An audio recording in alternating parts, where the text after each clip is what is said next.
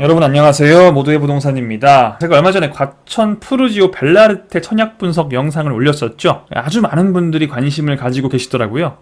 이 천약 분석 영상은 구독자 여러분들은 아마 대부분 보셨을 거예요. 이 영상에 질문이 정말 많이 달리더라고요. 제가 채널 시작한 지 3개월 정도 되었는데 이 3개월 동안 이렇게 질문이 많은 영상은 처음이었습니다. 이 질문들이 답변을 하면서 정말 많은 분들이 좀 공통된 걱정을 하신다는 걸, 이 자금 마련, 대출에 대한 걱정을 아주 많은 분들이 하신다는 거를 알게 되었어요.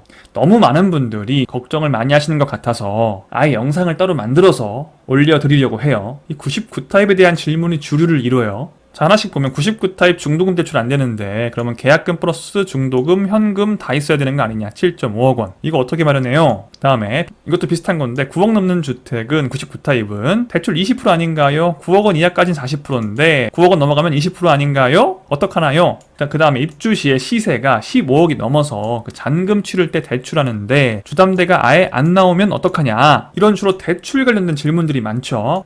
분양받고 나는 전세 주고 싶은데 입주해야만 하느냐? 무조건 실거주 해야 되느냐? 이 외에도 다른 질문들이 많았어요. 좀 정확하게 말씀을 드려야 모든 분들이 다 알게 되실 것 같아서 따로 영상 만들어서 올려요. 잘못된 정보를 듣고 천약 포기하시는 분들, 일생의 기회를 그냥 날려버리시는 분들이 없었으면 합니다.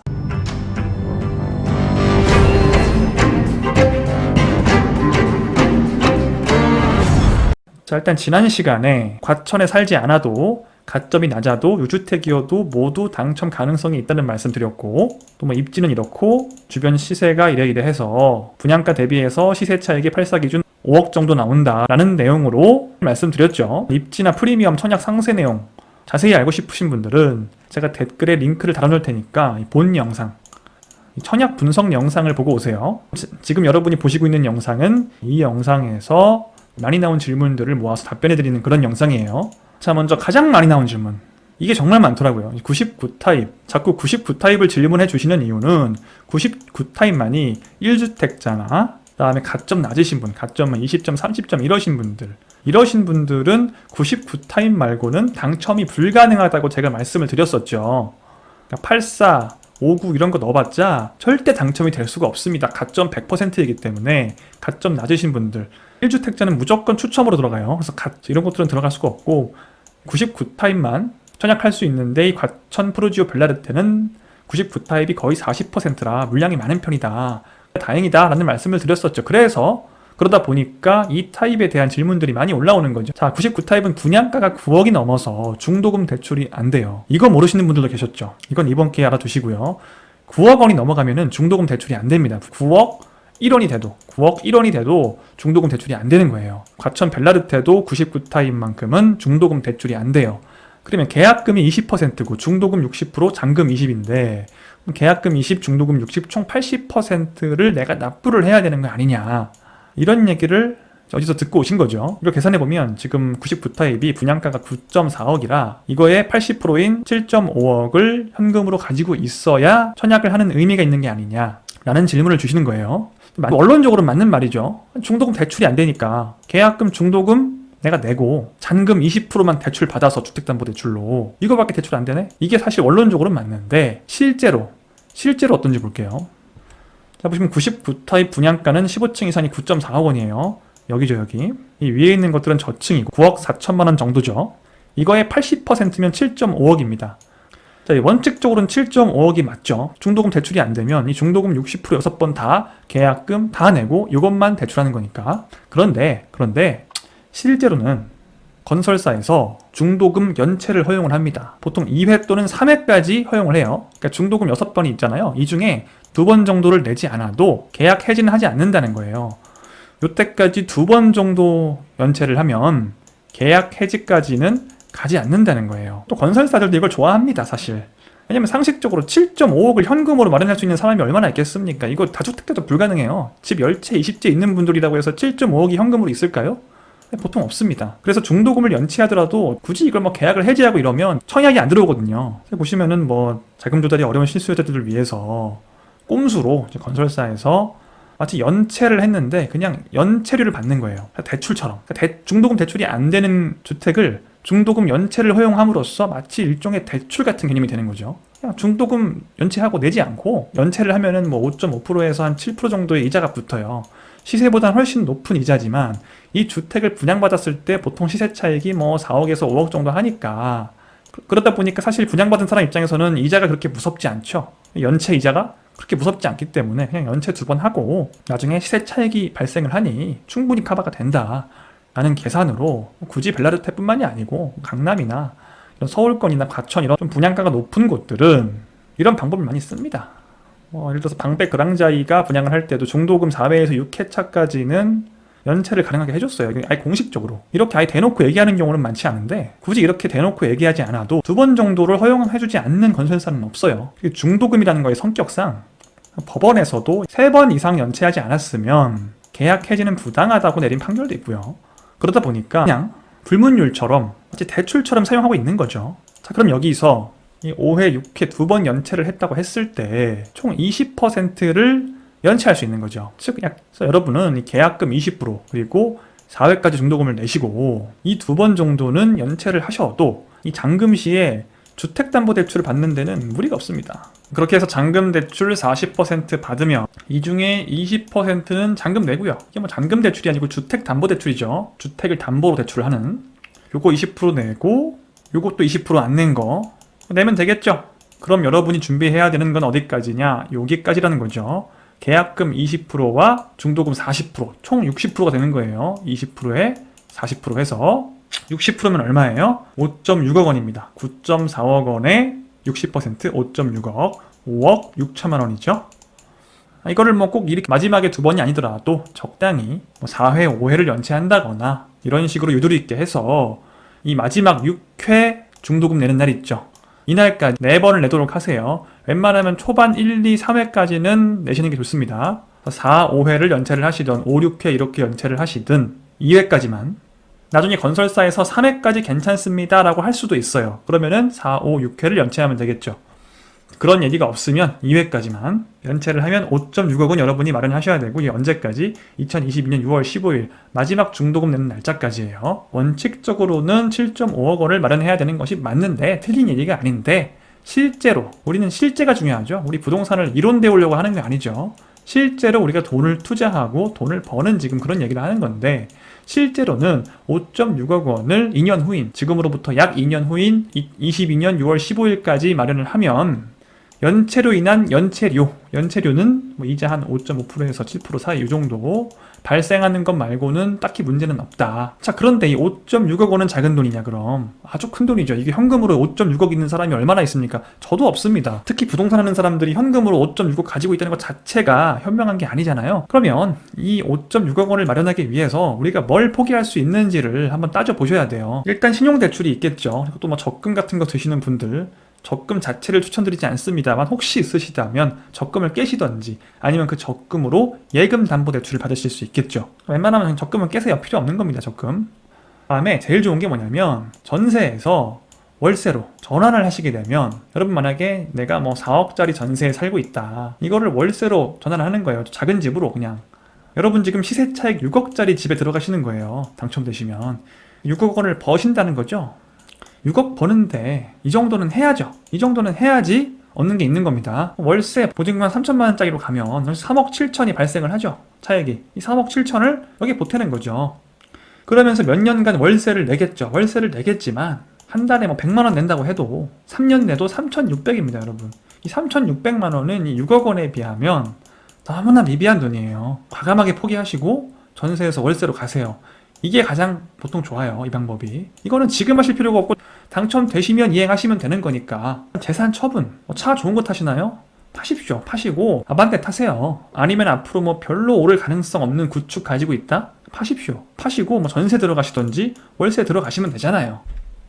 이런 여러 가지 방법으로 돈을 마련하면 되는 겁니다. 당첨되고 난 다음에 재산을 처분하든 월세로 전환을 하든 하면 되기 때문에 미리 여러분이 이런 것들을 통해서 이 금액을 확보할 수 있는지만 보세요. 언제까지? 이날까지 내가 이 금액을 확보할 수 있느냐만 여러분이 점검해보세요. 이 모든 방법을 써도 안 된다 라고 하시면 청약하지 마시기 바랍니다. 청약 통장만 날리니까요. 근데 아마 많은 분들이 현금으로 5.6억 원을 가지고 있진 않아도 이런 방법들을 써서 5.6억 원을 마련하는 건 그보다는 훨씬 쉬운 일일 거예요. 자, 그 다음 질문. 앞 질문과 좀 연계되는 질문인데요. 일단 지금 이렇게 하려면 마지막에 잔금 치를 때 대출이 40%가 나와줘야지 이것도 내고 이것도 내는 거죠. 근데 지금 99타입은 9억 4천만 원인데 9억 원을 초과하기 때문에 주택담보대출 20%밖에 안 나오지 않냐 라고 알고 계시는 분들이 있어요. 이거 잘못된 정보입니다, 여러분. 이렇게 알고 계신 분들이 있죠. 투기가율지구에서는 9억 원 미만의 주택은 대출이 40%까지, 9억에서 15억의 주택은 20%, 15억 원을 넘어가면 대출이 아예 안 나온다 라고 알고 계시는 분들이 많은데, 이거 맞는 말이고 이거 맞는 말인데 이거 아닙니다, 여러분. 이거는 반은 맞고 반은 틀린 얘기인데요.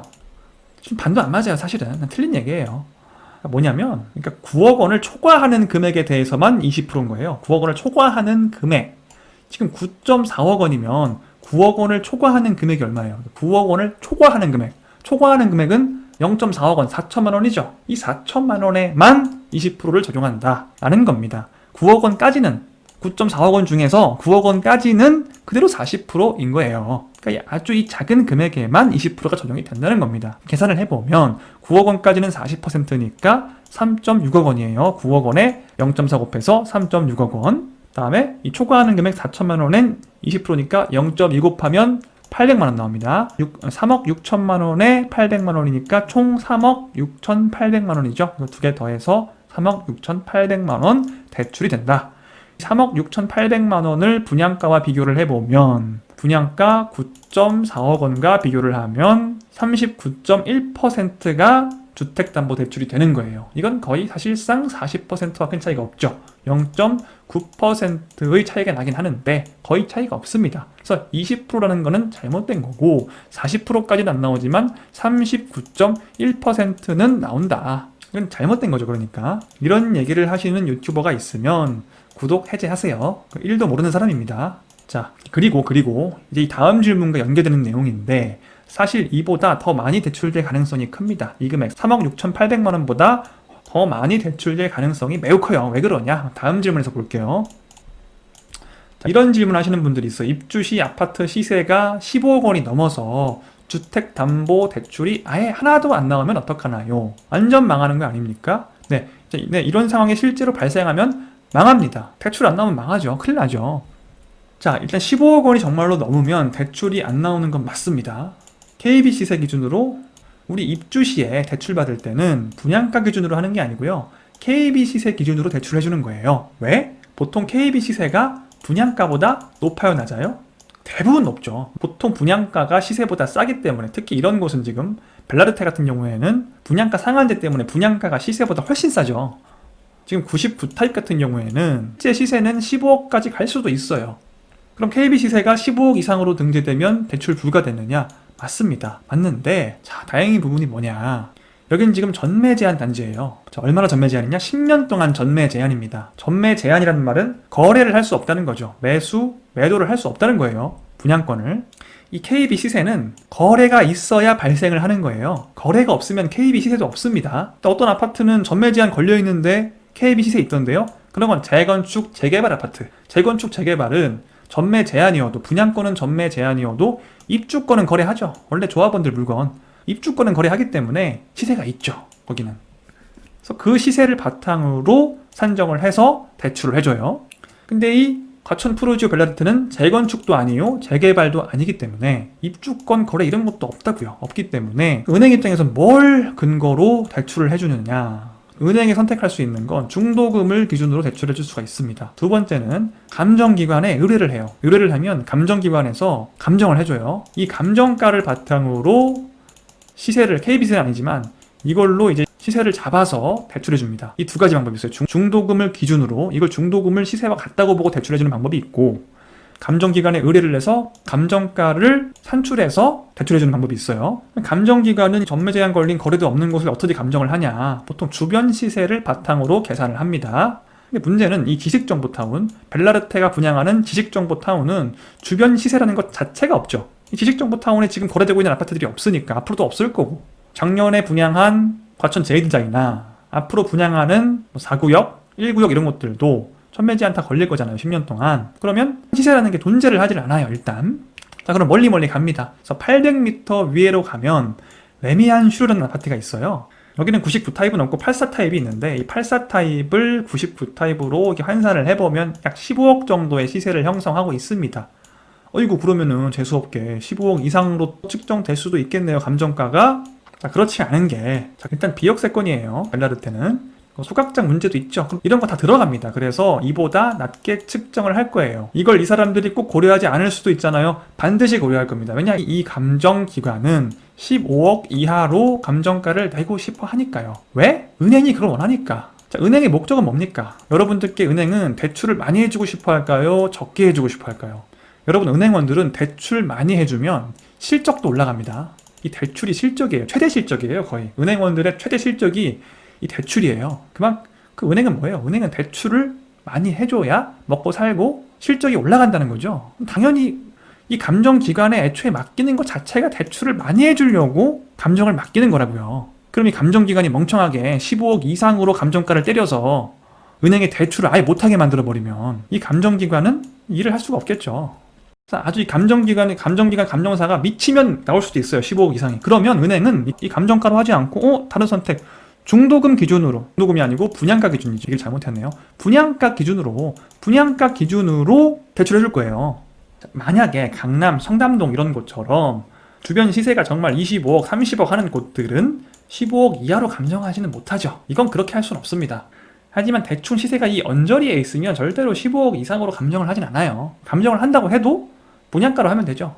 은행은 분양가와 감정가 중에 분양가로 대출해도 문제가 없습니다. 그리고 일단 15억 이상으로 감정가가 나올 가능성이 거의 없고요. 감정가는 대략적으로 한 13억에서 14억 정도 나올 거예요. 이러면 좋은 게 뭡니까? 15억은 안 넘었고 감정가는 크게 나오면 대출 금액이 아까 우리가 분양가 기준으로 계산한 3억 6,800만 원보다 더 많이 대출될 가능성이 매우 크다는 거죠. 자, 여기까지 이해 가셨나요? 15억 원 이상으로 감정가가 나와서 대출이 안 되는 가능성은 없다. 이해 안 가시면 이것만 기억하세요. 자, 그럼 만약에 은행이 감정 의뢰를 해서 13억 수준으로 감정가가 나왔다. 대출 금액은 얼마냐? 자, 일단 9억 원까지는 40%죠. 아까 한 대로. 똑같이 3.6억 원. 여기에 이 9억 원을 초과하는 금액이 얼마입니까? 13억 원이니까 9억 원을 초과하는 금액은 4억 원이죠. 13 빼기 9는 4. 이 4억 원에 대해서는 20%만 대출이 되죠. 이건 8천만 원이에요. 이 둘을 합치면 총 4억 4천만 원 대출이 가능한 거죠. 이걸 9억 4천만 원의 분양가와 비교해보면 약 분양가의 47%입니다. 즉 분양가의 40%를 훌쩍 넘는 금액이 대출이 되는 거죠. 어땠을 때? 분양가로 하지 않고 시세 반영을 해서 13억 수준으로 감정가가 나왔을 때 은행이 분양가 기준으로 대출을 해줘도 39.1%가 나오니까 큰 문제가 없고 시세로 해주면 사실 더 좋은 거죠. 그러니 이런 걱정은 하실 필요가 없다는 거예요. 자, 그 다음 네 번째 질문. 이건 뭐 간단한 건데 분양받으면 무조건 입주해야 되나요? 뭐 이런 얘기를 들으신 거죠. 전세 주면 안 되나요? 이건 뭐 원칙적으로는 입주 안 해도 됩니다. 자, 근데 6.17 대책에 따라서 주택담보대출을 받고 구입한 주택은 조정 대상 지역에 있으면 6개월 안에 무조건 입주해야 한다라는 규정이 또 생겼죠. 그러면 주담대 안 받으면 입주 안 해도 되는 거예요. 주담대 안 받으면 입주 안 하고 전세 주시면 돼요. 그런데 여러분, 지금까지 우리가 계속 이 대출 받는 것 때문에 힘들어했는데 대출 안 받고 잔금 치를 수 있는 분은 거의 없죠. 대출 안 받고 잔금 치를 수 있을 만큼 나는 현금 부자다 하시면 전세 놓으시면 되는 거고, 이 영상을 보시는 대부분의 분들 이 대출 받아도 낼 수 있을까 말까 지금 똥줄 타시는 분들은 대출 무조건 받아야 되니까 대출 받으면 입주하셔야 됩니다. 전세 놓으시면 안 돼요. 자, 여기까지 이제 중요한 질문들 답변을 드렸고요. 자, 요약하면 7.5억 현금 있어야 되는 게 아니고 5.6억 원을 이런 모든 방법을 동원해서 마련하면 된다. 2022년 6월 15일까지. 그리고 9억 원 초과하니 대출 20% 나온다는 건 사실이 아니다. 그리고 입주 시 아파트 시세가 15억 원이 넘어서 주담대가 안 나올 가능성은 없다. 조금 쓸데없는 걱정들이 많으셨죠. 그리고 여러분 대출 다 받으셔야 되기 때문에 전세 주지 마시고 입주하셔야 된다. 이 네 가지 정도가 가장 많이 나온 질문이었고, 자, 오늘 제가 드린 답변들은 사실 굳이 벨라르테에만 해당되는 내용은 아니에요. 9억 넘는 아파트들 되게 많이 있죠. 이렇게 9억 원이 넘어서 중도금 대출이 안 되는, 분양가 상한제로 시세 차익이 커서 입주 시 시세가 15억 원을 넘을 수 있는 이런 아파트들에는 모두 적용되는 내용입니다. 다음에 과천 지역이나 서울 지역에 청약을 할 때는 해당 내용을 반드시 참고하시길 바랄게요. 자, 오늘 제가 드린 말씀들이 여러분 궁금증을 다 해소시켜 드리진 못했겠지만 많은 분들께 도움이 됐으면 좋겠네요. 그래서 이렇게 설명을 들었는데도 이해가 안 가시면 또 댓글로 질문하시고요. 약간 일부러 유언비어를 퍼뜨려서 경쟁자를 줄이려는, 워낙 시세 차익이 큰 단지다 보니까 경쟁자를 줄이려는 분들도 계신 것 같은데, 그런 말씀 듣고 일생일대의 기회가 될 수 있는 이런 기회를 허망하게 흘려보내시지 않으셨으면 합니다. 지금까지 모두의 부동산이었습니다. 모두의 부동산은 모든 구독자 여러분의 이번 청약 당첨을 진심으로 기원하겠습니다. 좋아요와 구독, 알림 설정